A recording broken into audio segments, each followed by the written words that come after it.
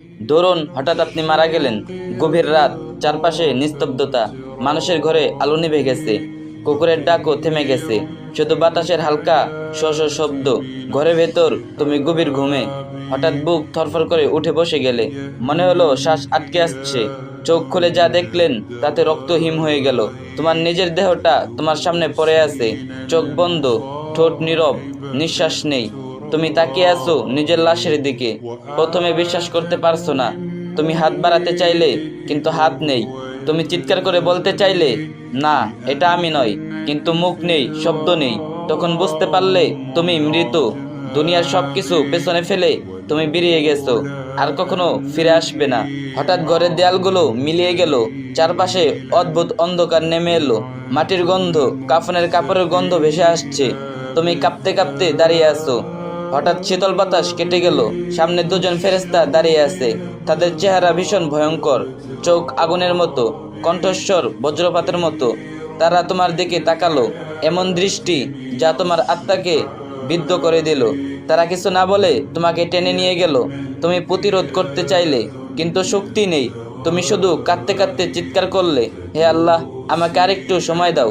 আমি নামাজ পড়তাম, আমি তওবা করতাম, আমি গুনাহ ছেড়ে দিতাম, কিন্তু আর কোনো সময় নেই। পৃথিবীর সব সুযোগ শেষ হয়ে গেছে। কিছুক্ষণের মধ্যেই তুমি দেখতে পেলে একটা গভীর গর্ত, তোমার কবর।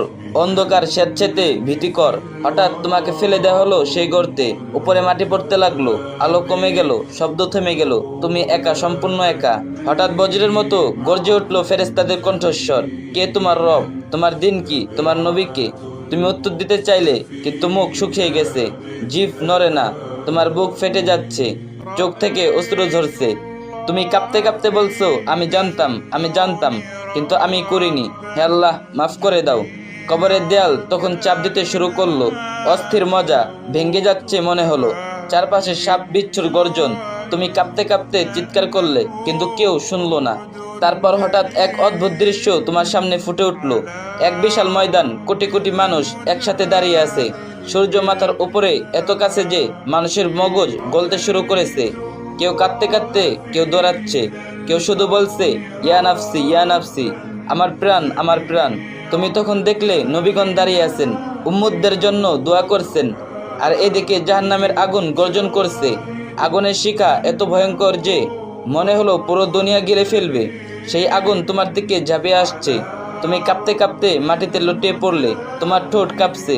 হে আল্লাহ, আমি দুনিয়ার গুনাহ করেছি, আমি নামাজ ফেলে দিয়েছি, আমি ভুল করেছি, কিন্তু আমি তোমাকে ছেড়ে যাইনি। হে আল্লাহ, তুমি আমাকে বাঁচিয়ে দাও, আমাকে মাফ